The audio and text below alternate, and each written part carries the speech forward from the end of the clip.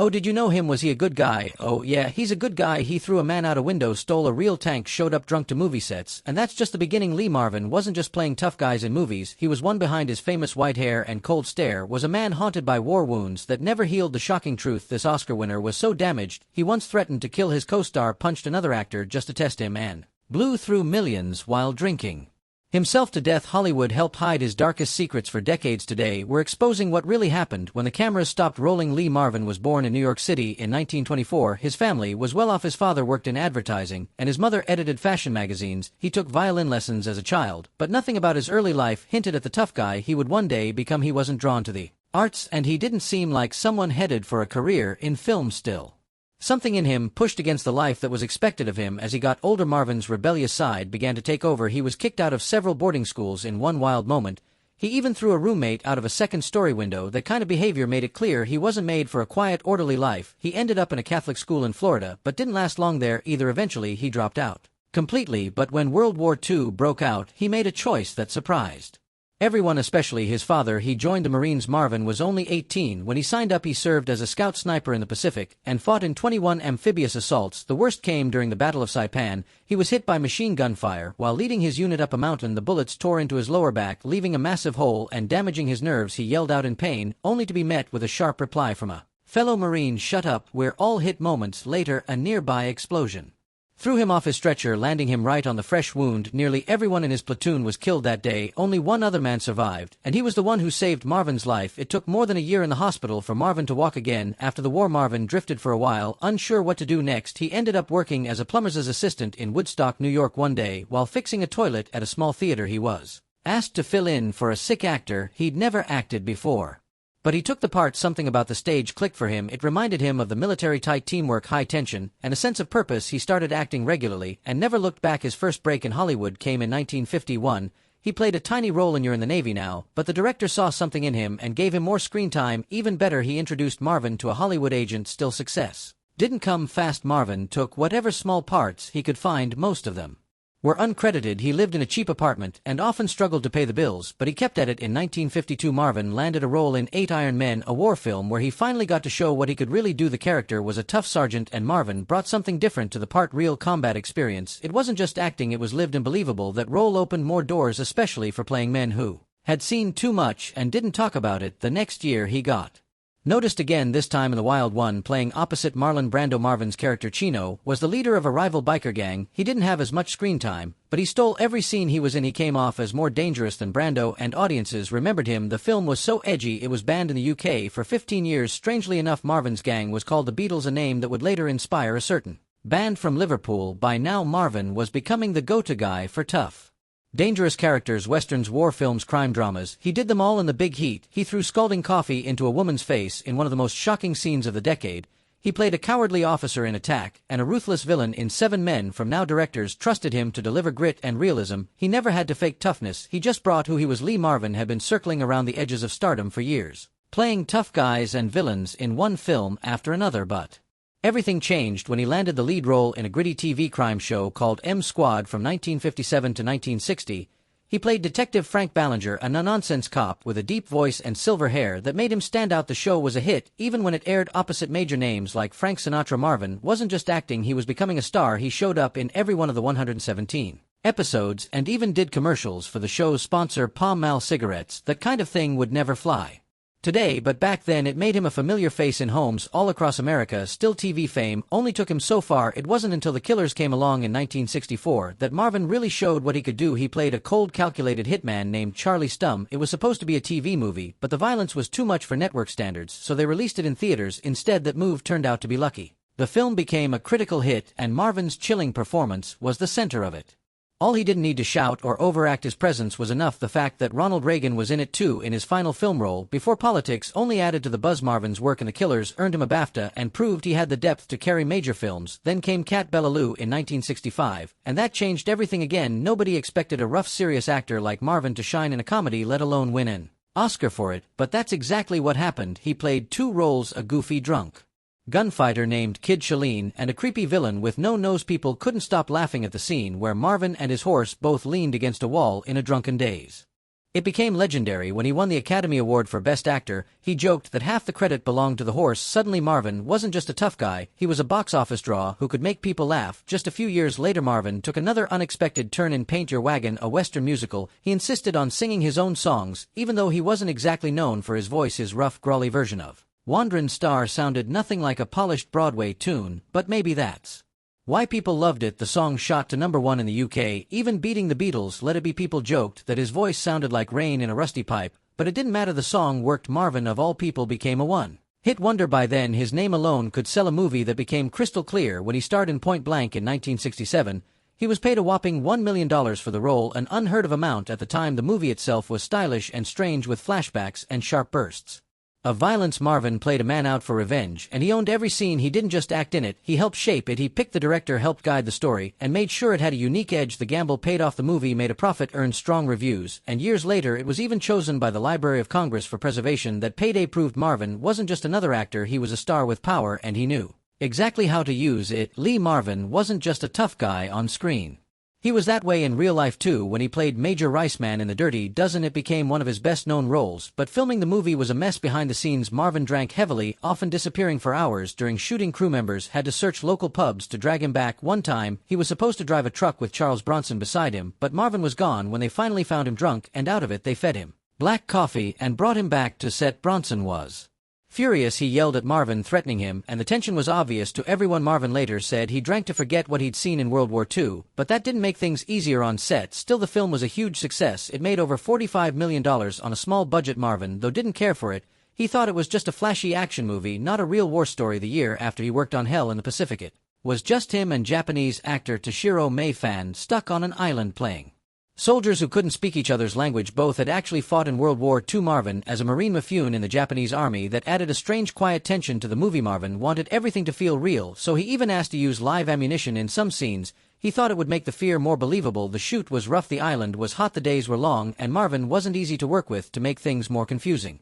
the film had two endings. In one, the characters walk away. In the British version, they both die in an explosion. The director hated that change. He said it ruined the message. Despite all the effort, the movie didn't make money. It lost millions. Years later, Marvin joined The Big Red, won a war film based on the director's own life. He had wanted to be in it for decades. By the time it finally happened, Marvin was in his mid-50s, tired and still drinking, but he insisted on doing all his own stunts. The filming took place in Israel and Ireland because the budget was too small for more locations. Marvin took the role seriously. He wanted every scene to feel like real war, and he pushed the younger actors hard. He clashed with them if he thought they were being fake. The director's first version of the movie was nearly 4 hours long, but the studio cut it down to less than 2. Marvin hated that. He said they destroyed the truth of what the film was trying to say. The heat during filming was brutal, but Marvin refused any special treatment. He wanted to be treated like everyone else. In one of his last major roles, Marvin played a shady American businessman in Gorky Park. By then he was almost 60. His body was wearing down from years of injuries and drinking. The movie was shot in Finland, pretending to be Russia, because the Soviets didn't want the film made. It was bitter cold, sometimes below -20 degrees. Marvin had bad arthritis and breathing problems. He needed oxygen between takes, but he still did his own fight scenes. One of them was so rough he cracked 2 ribs and had to go to the hospital. The director had to film Marvin early in the day while he was still clear-headed and could move. The movie barely made its money back, but critics loved Marvin's performance. At first he was meant to play the lead, but his health forced him to take the smaller role instead. Marvin's bad behavior on set was well known by then. While filming The Professionals, his drinking got so bad that co-star Burt Lancaster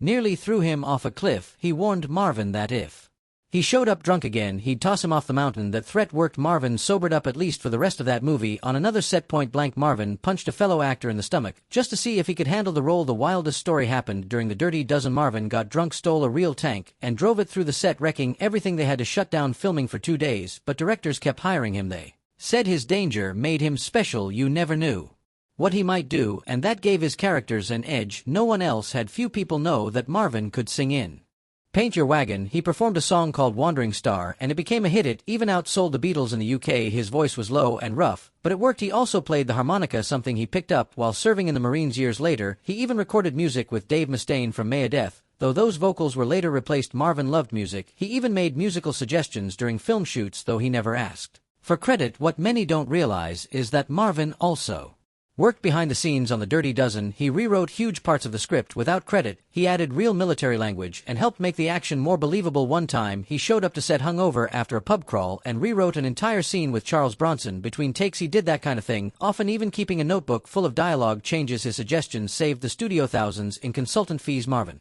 also had a big impact on younger actors while filming The Big Red One. He became a mentor to Mark Hamill, who had just finished Star Wars. Marvin taught him how to act like a real soldier, how to show trauma, how to handle weapons, and how to move like someone who had seen war. He spent hours with Hamill giving him advice. Later Hamill said Marvin's help changed how he approached acting. Even after filming ended, Marvin wrote him a long letter with career tips. Hamill kept it for years. He even tried directing. In 1969, bothered by what was happening in Vietnam, Marvin made a documentary using his own money. He flew to Vietnam, interviewed soldiers, and filmed combat scenes himself. The result was raw and intense. A major studio planned to release it, but the government didn't like what it showed. They said it might hurt morale, so the film was shelved, only shown a few times in private. After Marvin died, the film disappeared. Some believe it's one of the most important war documentaries never released. Marvin also helped produce a movie in secret. The Killers was meant to be a TV film, but Marvin helped turn it into a theatrical release. He put up his own money and pushed to cast Ronald Reagan as a villain, which surprised everyone. He also insisted they use a specific car, the Shelby Cobra, which became a key part of the film style. That movie was his favorite, not because of his acting, but because it was the first time he shaped a project from start to finish. A year later, he won an Oscar for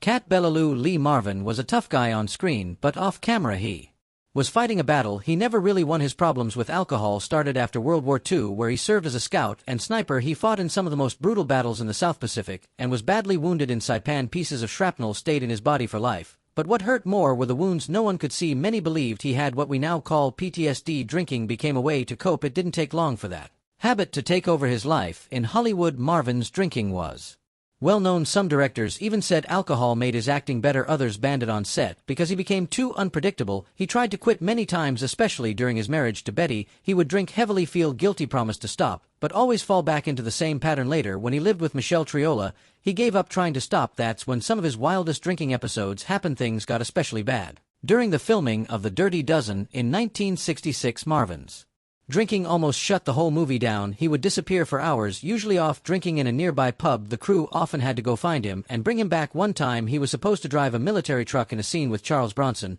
but Marvin was nowhere to be found. They finally dragged him out of a bar, poured coffee into him, and rushed him back to the set. He stumbled out of the car in front of everyone. Bronson had had enough and threatened him. It might not have been serious, but it showed how frustrated the rest of the cast had become. Marvin made a few efforts to get clean in the late 70s and early 80s. In 1976, his wife Pamela and his friends convinced him to check into rehab. He left after 3 days, saying it was for people with real problems. A few years later, his doctor warned him about his liver and heart. Marvin tried another rehab clinic in Arizona that lasted 2 weeks. He couldn't stick with it. Directors began to avoid him. Insurance companies didn't want to cover him on one movie. Said his hands shook so badly that crew members had to help him hold props. Friends said he became angry and isolated. By the early 80s, he was in and out of the hospital with alcohol-related health issues, but he kept drinking. Around the same time, another storm was brewing. His legal fight with Michelle Triola. The two had lived together for 6 years. When they split, she sued him for $1.8 million, half of what he earned during their time together. They'd never married, but she said they shared everything like a husband and wife. Her lawyer called it palimony, a new kind of alimony for unmarried couples. At first the courts didn't take her seriously. California had gotten rid of common law marriage back in 1895, but in 1976 the state Supreme Court ruled that she could sue. That changed everything. Suddenly there were over 1,000 similar cases waiting to be heard, and more in other states. Michelle even changed her last name to Marvin and claimed they shared bank accounts. She said Lee told her, "What I have is yours."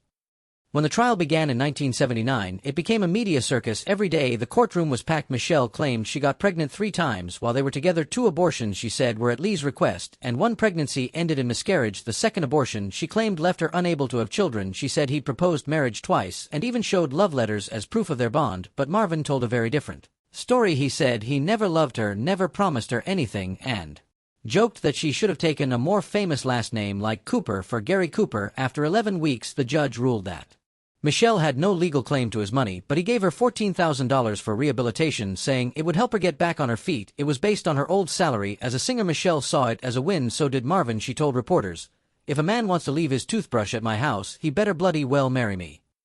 Lee later called the trial a joke and admitted everyone was lying, even I lied, that raised eyebrows, but he was never charged with perjury. In 1981, the court took away the $14,000 too, leaving Michelle with nothing. Even though she lost the case, changed American law. It proved that unmarried partners could sue for support or shared property. Palimony became a real legal term. It inspired jokes on TV, but it also paved the way for serious changes in how courts treated long-term relationships today. California still allows these kinds of claims, and the Marvin case is still used as a legal reference. Michelle moved on. She spent the next 30 years with Dick Van Dyke until she died in 2009. Lee Marvin's career never fully recovered. The trial and his drinking problems followed him to the end. Lee Marvin's last film was The Delta Force, released in 1986. He starred alongside Chuck Norris, but it was clear to everyone that something was wrong. Marvin, once known for playing tough, rugged characters, looked tired and frail. He was only 63, but his body was giving out. The role demanded action, energy, things he no longer had behind the scenes. He was in pain, his stomach hurt constantly, and doctors diagnosed an inflamed colon. It was a quiet sign of something more serious, something that would follow him to the end. The film came out in February, and although it added one last credit to his long and respected career, it also showed just how far he'd fallen from his prime. By December of that year, Marvin was in the hospital again. At first no one knew what was wrong. He'd been in terrible pain at his ranch in Arizona and needed intestinal surgery. Doctors still thought it was just inflammation, no cancer in sight. But then the truth came out. He had valley fever, a rare fungal infection that strikes hardest in the American Southwest. For most people it's not deadly, but Marvin had been smoking for decades. His lungs were weak, his immune system couldn't fight back. To help him breathe, doctors gave him steroids. But that led to a rupture in his intestines. He had to have part of his colon removed. The treatment meant to save him had left him even more broken. As months passed, he didn't recover. On August 13, 1987, he was admitted again, this time for good. What started as the flu was really just the final blow to a body that had already endured too much. In those final days at Tucson Medical Center, there was one moment of peace. His 4 children from his first marriage came to visit. It had been years since they were close, and they had grown apart. The reunion was quiet, emotional, and too late to change. Much later, people would learn that Marvin had left them just $10,000 to share in his will. It stunned many, given how much he had once meant to them, and how little he gave back. His second wife, Pamela, stayed with him throughout it all, holding on to what little time was left. On August 29, Marvin died of a heart attack. He was 63. When news broke, there was a wave of sadness, followed by a strange debate. Some people questioned if he deserved to be buried in Arlington National Cemetery. After all, he was an actor, but others remembered who he had been before Hollywood. Private First Class Lee Marvin, U.S. Marine. He had fought in World War II, been wounded, and earned a Purple Heart. He'd survived 21 landings and spent over a year in recovery. That part of his life was real, and it earned him a quiet corner in Arlington. On October 7, he was buried with full military honors. His grave sits near the tomb of the unknown soldier, close to boxing legend Joe Louis. His headstone is simple and to the point, just like he was. Though The Delta Force was the last film Marvin made, Golden Girl was released after his death. It had been shot years earlier, but it finally saw the light of day in 1979. Unfortunately, it didn't land well. The story about a genetically engineered athlete felt strange and distant from the kinds of films Marvin had once made. Famous audiences didn't connect with it, and critics saw a man who looked like he didn't want to be there. It barely made back a fraction of its budget over time, though the film found a tiny cult following. Some now look back at its strange themes, science, genetics, commercialization, and find it oddly ahead of its time. Years later, Betty Marvin, Lee's first wife, published a memoir. It gave people a different view of the man they thought they knew. She wrote about the struggles, the drinking, the anger, the lingering trauma from war. There was even a story of Marvin firing a gun inside their house during a drunken episode. These weren't just Hollywood tales, they were signs of a man battling demons. One surprising detail stood out. Marlon Brando, of all people, once babysat their first child. The book showed Betty's strength, her rise from tough times to becoming an artist, and her take on living in Marvin's shadow. It added depth to the story of a man who had been larger than life on screen, but deeply complicated off it.